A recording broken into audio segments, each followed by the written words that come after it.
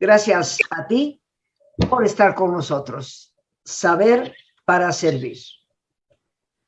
El día de hoy, queridos amigos, este día 2 de noviembre, Día de los Muertos, que celebramos en nuestro país de una manera tan especial. Este día que nos ayuda a recordar a los que ya se fueron con cariño y con gratitud, recordando que todos habremos de recorrer ese camino. Hoy traemos aquí al programa un tema doloroso, un tema que casi no se habla. El día de ayer, Día de Todos los Santos, como es la tradición de nuestro país, se dice que se celebra a los muertos chiquitos. Pues bien, algunos de esos muertos chiquitos se fueron inesperadamente por causas que a veces nosotros como adultos no alcanzamos a comprender en toda su justa dimensión. El tema de hoy es suicidio en niños. Y habrá ciertamente alguien que diga, pero ¿cómo?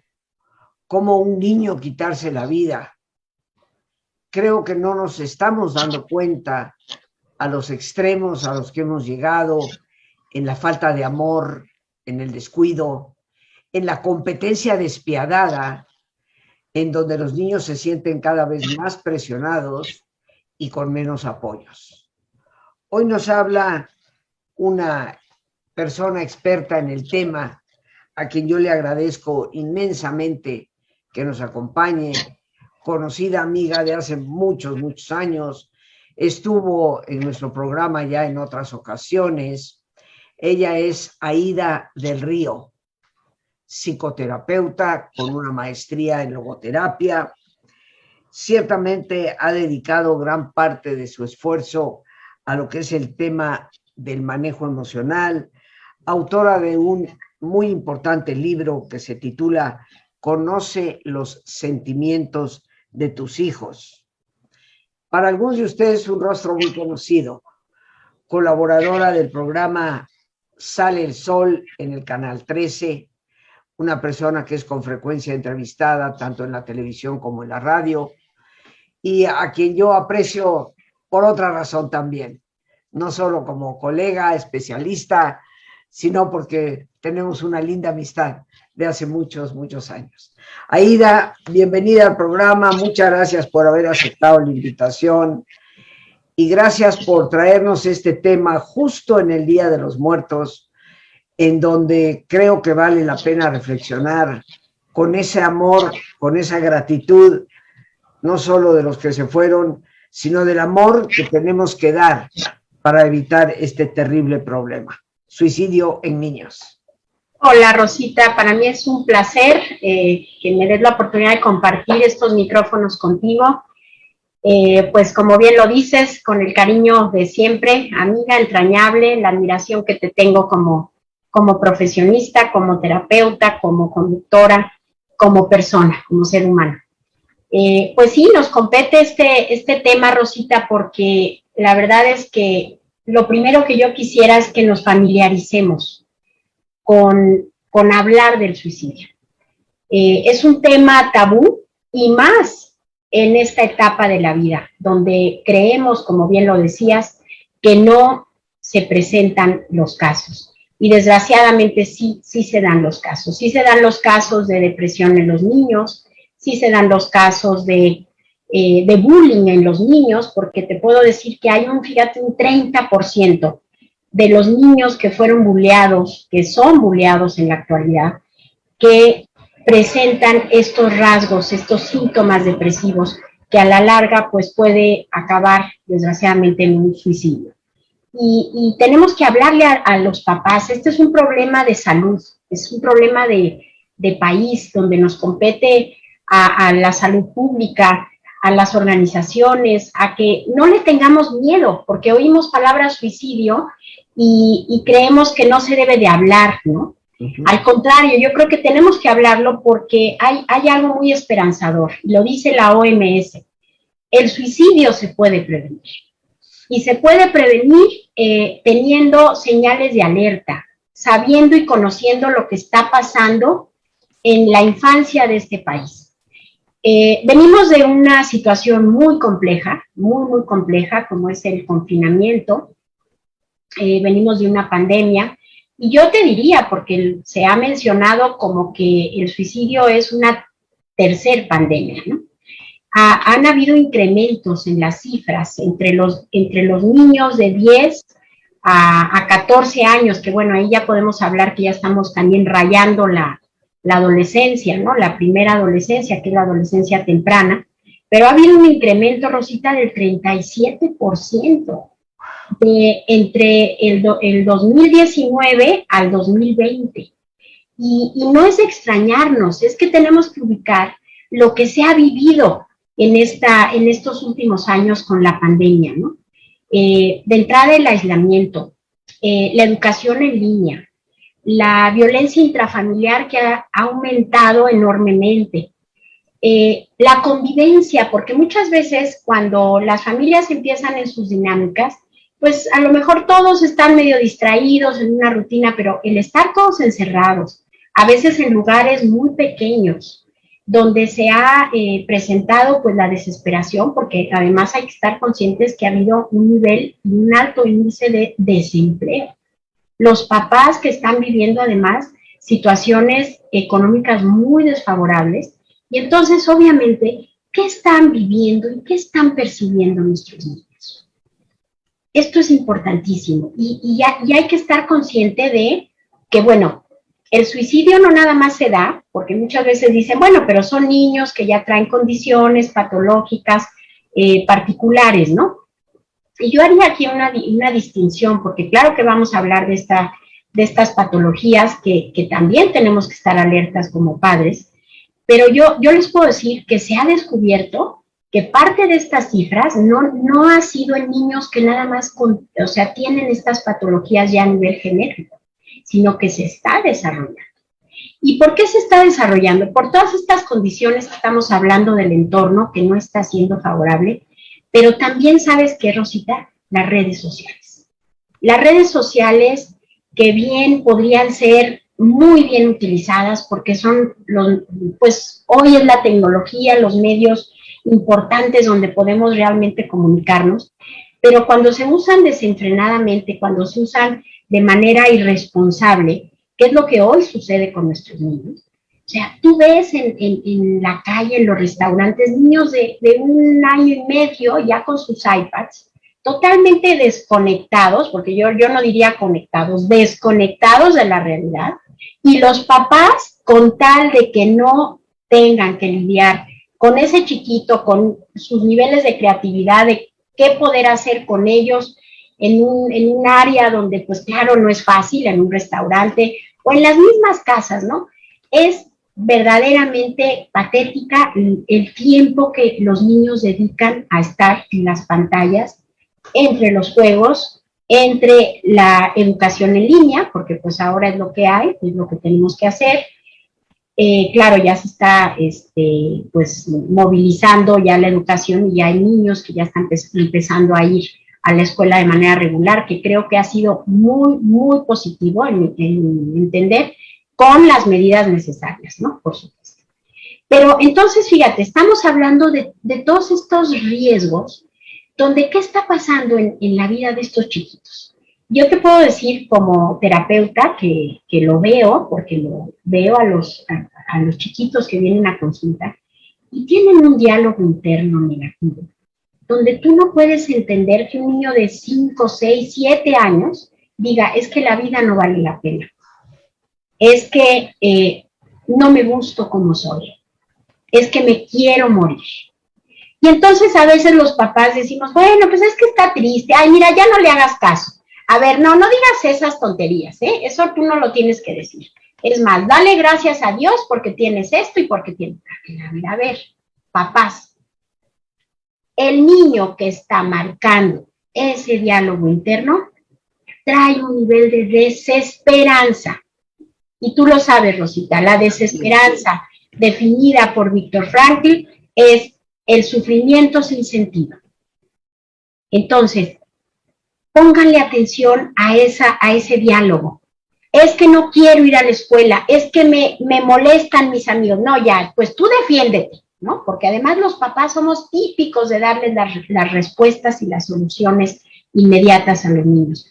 Yo les diría, a ver, escúchalo. Escúchalo y yo traigo una propuesta hoy. No le des la solución a tu hijo o no funjas como policía, donde le vas a estar insistiendo, a ver, pero dime por qué. Y no, vale, vamos a hacer escuchas activas y vamos a ponerte a ese nivel de tu hijo. Siéntate, date un tiempo para escuchar y revisar de dónde viene ese dolor y esa tristeza. Y yo les traigo la propuesta de que trates de ser como un reflejo. A ver, en vez de decirle, bueno, es que a mí también me daba flojera ir a la escuela, pero tienes que ir y no te dejes bulear y eso. No, sino funge como un espejo. Veo, hijo, observo que estás muy enojado, te veo triste, afirmativo. Esto le va a ayudar al niño a que se sienta comprendido y que la comunicación continúe. Y entonces ahí a lo mejor te va a decir, es que Pedrito o Juanito me bulea. Y entonces el niño va a empezar a desahogarse. Y tú te vas a poder dar cuenta para poder ayudar con el colegio, por supuesto, qué es lo que está pasando. Ese chiquito que probablemente, que son los rasgos de personalidad que vemos en los niños que pueden ser potentes, potencialmente suicidas, son niños que tienen baja autoestima, son niños que pueden tener una condición depresiva y creemos que esto no sucede en los niños, sí sucede. Y yo les voy a decir, la depresión en el niño se manifiesta con enojo.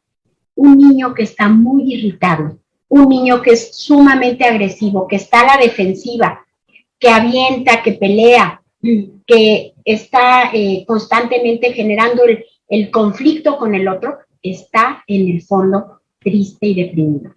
Entonces, alerta, tenemos que pedir ayuda. En ese momento, acudan a su pediatra y que el pediatra haga una valoración para ver si es importante acudir a un psiquiatra. Un psiquiatra es el psiquiatra de los niños. Y estamos hablando de la infancia, una etapa entre los, 5 o 6 añitos, porque ya se empiezan a ver estos rasgos, hasta los 10, 11 añitos, más o menos, que es la pubertad, ¿no? Ese periodo de la infancia.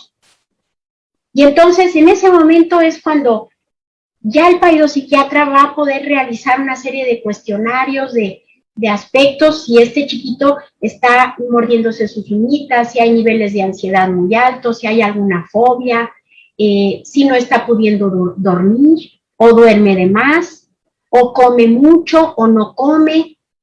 O sea, todos esos puntos son indicativos de que algo está viviendo nuestro niño. No sociabiliza, ese es un punto bien importante. Un niño que no tiene amigos, que no tiene amigas, que no lo ves reír, correr. ¿Cuántas veces decimos, ay, ya que se aplaque, ay, qué molesto? Señores, señoras, qué bueno que tengas un hijo inquieto, un hijo sano, un hijo que explora. Utiliza tu creatividad y tu paciencia para que no lo tengas dopado, ¿sí?, con las redes sociales y que le des tu celular cuando el niño no tiene la edad y que se pueda meter, porque además esa es otra, Rosita, acceden a páginas que no son inconvenientes. O sea, estamos viendo, creo esto es más a nivel de adolescencia, pero sí tengo que hablar sobre estos jueguitos, ¿no? Los niños hoy se comunican a través de los juegos de Nintendo, bueno, estoy un poquito a lo mejor anticuada, no sé, bueno, hay Minecraft o hay algunos jueguillos ahí donde se conectan con otros niños de todo el mundo. Pero en ese conectarse, también hemos descubierto que hay muchos juegos de retos espantosos, como la ballena azul, ¿no? Que se tienen que quitar la respiración durante un periodo de tiempo. Y estos niños que generalmente son vulnerables, acceden a este tipo de grupos porque los hacen sentirse especiales.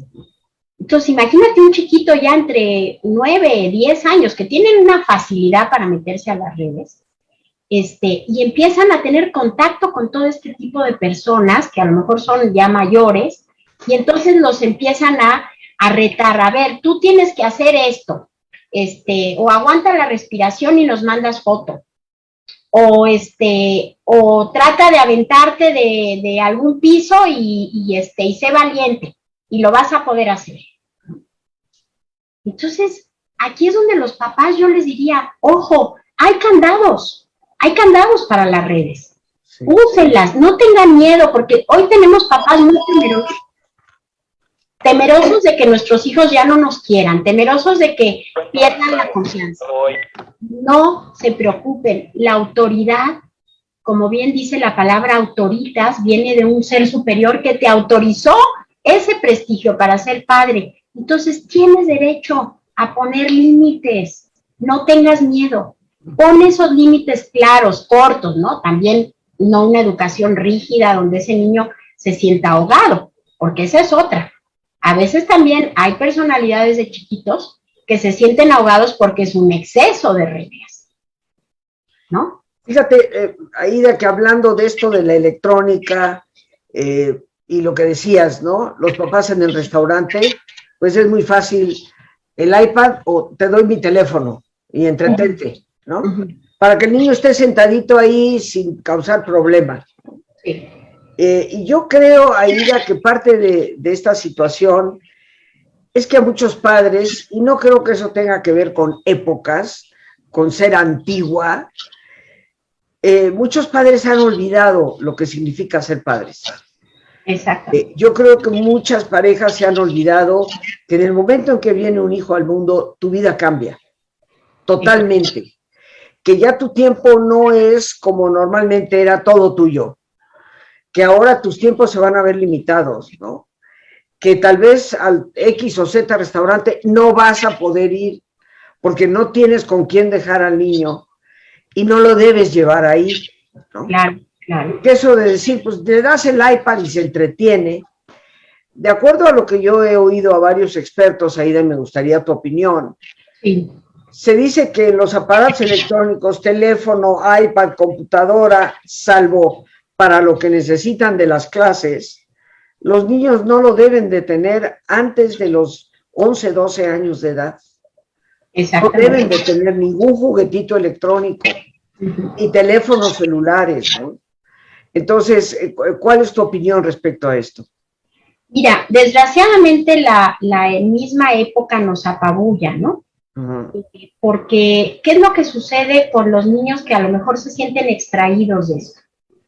Empiezan a tener más angustia o ansiedad porque a lo mejor el amiguito ya tiene el celular. Yo aquí lo que diría es con ciertas restricciones. Un celular como tal, yo creo que también es un exceso, no están en edad. A lo mejor el iPad lo pueden llegar a usar en momentos, como decía yo hace un rato, con ciertos candados, que los papás sepan a qué páginas se meten, qué tipo de juegos utilizan, este tipo de cosas, horarios. Y yo les diría, dales opciones a tus hijos.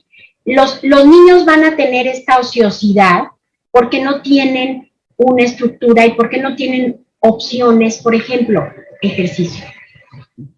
Tienen que hacer ejercicio diario. Yo sé que ahorita con la pandemia también fue uno de los factores que afectó, los niños estuvieron muy encerrados. Entonces, y hacían además las actividades a través de la pantalla, ¿no? Entonces, obviamente, todo esto se incrementó, ¿no? Dejaron de ir a ver a los familiares, dejaron de tener estos encuentros sociales. Yo les diría, no necesitamos mucho, porque muchas veces dicen, pero es que ¿a dónde lo llevo? Yo vivo en un departamento, yo no tengo las posibilidades. Existen los parques. Uh-huh. Sal al aire libre, que sus hijos tengan todos los días una rutina de jugar con los juegos de toda la vida.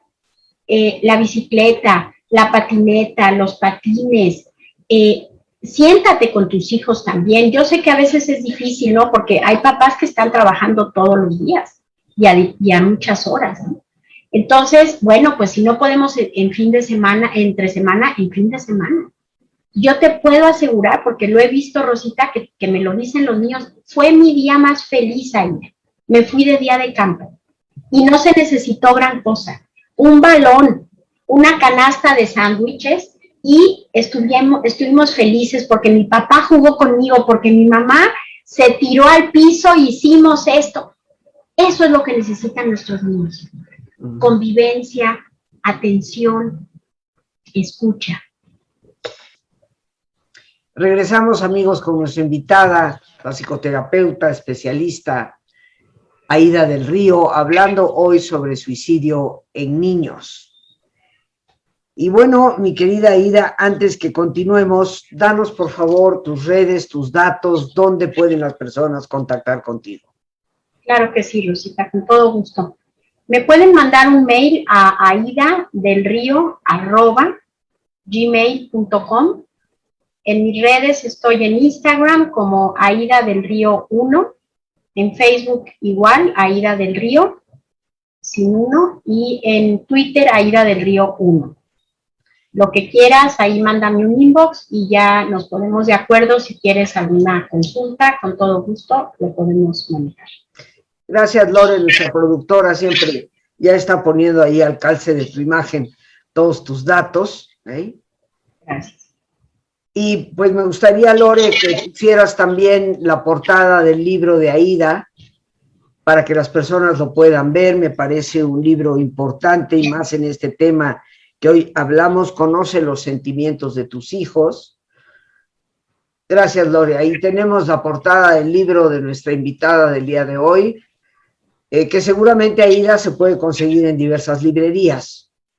Fíjate que desgraciadamente Editorial Norma dejó de publicar en el área de familia, nada más ahora publica libros muy especializados y no se encuentra ya con facilidad. En Mercado Libre me parece que hay algunos ejemplares y estoy por hacerlo ya en Amazon.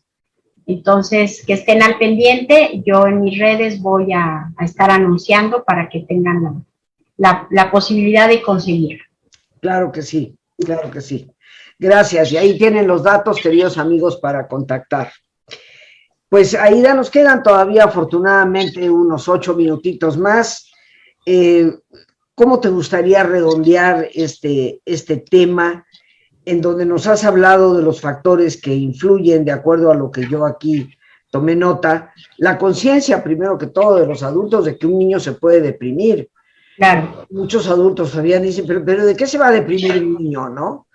Y por supuesto, o sea, que se te rompa, digo yo, el juguete que te regalaron y que te amenazaron que si lo rompías nunca más te volvían a regalar nada, pues es como para un adulto pensar que perdió el empleo y nunca más va a poder conseguir otro. Entonces, la proporción es equivalente, ¿no? Para los niños. El bullying, que definitivamente causa tanto daño y que hay que estar tan pendientes, escuchar. También es importante, creo yo, Aída, hacer ver a todos los amigos que nos ven y escuchan que los síntomas depresivos son en niños y adultos, cambios en la alimentación, cambios en los hábitos de dormir, y en el caso de los niños, no solamente puede haber retraimiento, sino ira, enojos, se tornan muy agresivos. Y uno dice, ¿pero qué le pasa a este niño? Y a veces uno no se da cuenta que lo que está enfrentando es un cuadro de tipo depresivo. El hecho de que el niño no socialice, esto de que las redes sociales pueden ser un espectro amplio de influencia, también hay que tomarlo en cuenta. Que un niño de 5 años, Aída, diga, es que la vida no vale la pena. ¿Qué reacción puede tener el mundo ante un comentario de una criatura de esa edad? Sí, es muy triste y nos debe conmover y nos debe preparar para atender qué es lo que está sucediendo sin obviarlo. Yo quisiera redondear un aspecto muy importante que ahorita lo tocaste, cuando hablas del ejemplo del juguete, ¿no? Hay niños que son hipersensibles, hay una hipersensibilidad, hay niños también que por características de personalidad y por cómo los han criado, son niños intolerantes, intolerantes a la frustración. De hecho, hoy el medio ambiente no nos ayuda a ser tolerantes, ¿no? Esta inmediatez en la que vivimos, esta necesidad de hacer todo rápido y de obtener todo rápido, nos ha llevado a que nuestros niños sean impacientes, sean intolerantes y tengan una baja inteligencia emocional. Entonces, yo les diría a los papás, vamos a abocarnos a trabajar en 5 puntos importantes. Primero, el manejo de emociones. Hay que trabajar con nuestros niños y con sus emociones, enseñarlos a que los niños expresen sus emociones, le pongan un nombre a lo que están sintiendo. A veces los niños son muy fáciles para poder decir, mamá, tengo miedo, mamá, me siento triste. Y muchas veces los papás son los que reprimimos estas emociones por el miedo a pensar que a lo mejor nuestro hijo está transitando por una situación adversa. Entonces, aquí es donde papás tienen que documentarse, lean, asistan a cursos, documentense. No es fácil ser papás, pero tampoco es imposible estar alertas y poder dar lo mejor de nosotros día con día, porque estamos creciendo con ellos. Hay 5 aspectos para que un niño tenga una autoestima sana, y es fundamental. Un niño que va a tener una autoestima sana va a ser un niño feliz y va a ser un niño que nunca va a tener la ideación suicida.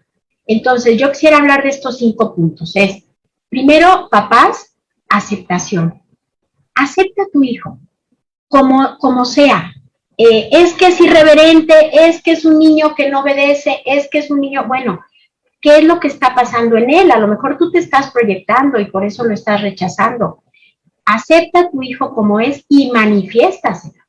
Hay 3 aspectos importantes que tú le tienes que demostrar a tu hijo: confianza, aceptación y estimulación. Punto número 2, ponle límites. Los límites son una cordillera que va a dar cauce, que va a dar estructura en la vida de ese niño. Es importante que tengan horarios, que tengan actividades, que tengan una armonía. No todo es la escuela. Hay papás que todo es la escuela y tienen que hacer hijos excelentes, hijos de número 10. Yo les diría hijos de 10, pero de 10 como personas. Punto número 4, expectativas. Número 3. Perdón, 3, expectativas demasiado altas. A veces tengo expectativas de cosas que yo no pude lograr y quiero que mi hijo sea el mejor futbolista o la mejor bailarina o el mejor estudiante. Cuidado con eso, porque esas expectativas están haciendo a que tu hijo tenga niveles de rigidez que a la larga también le pueden ocasionar problemas en su personalidad. Punto número 4, autoestima tuya, o sea, autoestima de los papás. Los niños hacen lo que ven. Y si ven un papá ninguneado, una mamá que por todo se agacha, un padres que por cualquier problema se deprimen, pues es obvio que también los niños van a repetir ciertas conductas. Entonces, alerta, hay que trabajar con sus propias autoestimas. Y punto número 5, la estimulación. Estimula a tu hijo en las áreas que tú veas que son habilidades potenciales. Ayúdalo a potenciarse, ayúdalo a empoderarse. No con lo que tú crees que debe de ser, sino obsérvalo. Y desde muy chiquitos, yo te puedo decir, Rosita, que yo, y tú lo sabes, tengo 4 hijos. Y a mí algo que me encantaba, y a Pepe, mi marido, era descubrir cuáles eran las habilidades desde muy pequeños. Y algo que te puedo decir que ayudó mucho en la selección de las carreras de nuestros hijos, es que los papás podemos potenciar eso. Si tú les preguntas, no tengas miedo. A veces el niño te puede decir, es que quiero ser bombero. No, hombre, ¿cómo vas a ser bombero? Tú vienes de una familia de abogados. A ver, espérate, deja que el niño sueñe, deja que el niño descubra, explore. Y no le limites este tipo de pláticas, porque muchas veces el niño se contrae y entonces pierde de alguna manera el sentido. cuando nosotros como papás estamos ubicados en potenciar esas habilidades, vas a tener a un niño que va a ir teniendo un sentido. Y parte también de no caer en desesperanzas es que los niños pueden empezar a tener un sentido de vida hasta pequeñitos. En las noches, acaba de redondear su día. Ahorita con la meditación que acabas de hacer, tenemos que introspectar. Y los niños, ¿cómo puede un niño reflexionar? Sí, sí puede hacer un cierre de día. Claro. Y poder decir, ya nos vamos a dormir, quien tenga el hábito de orar o quien tenga el hábito de agradecer. ¿Qué fue lo bonito del día? ¿Y qué fue lo no tan bonito? ¿En qué te gustaría trabajar para que mañana sea un mejor día? Y yo te puedo asegurar que ese niño va a ir teniendo una capacidad de introspección, de reflexión, y ese niño no se va a deprimir. ¿Ok? Completamente de acuerdo, mi querida Ida. Pues nos dejas tarea de reflexión. Creo, queridos amigos, que recibimos pautas, estos 5 puntos como padres de familia, pero ante todo la conciencia. Este es un problema que estamos enfrentando y no podemos negar. Aida, pues yo te quiero dar las gracias por tu presencia, por tu participación en el programa. Un placer, amiga. Siempre, siempre bienvenida. Y bueno, amigos, nos despedimos dando gracias a Dios por este espacio que nos permite compartir, a nuestra invitada psicoterapeuta Ida del Río, a nuestra productora Lorena Sánchez y a ti, el más importante de todos, una vez más, gracias. Muchísimas gracias por tu paciencia al escucharme y por ayudarme siempre a crecer contigo. Que Dios te bendiga.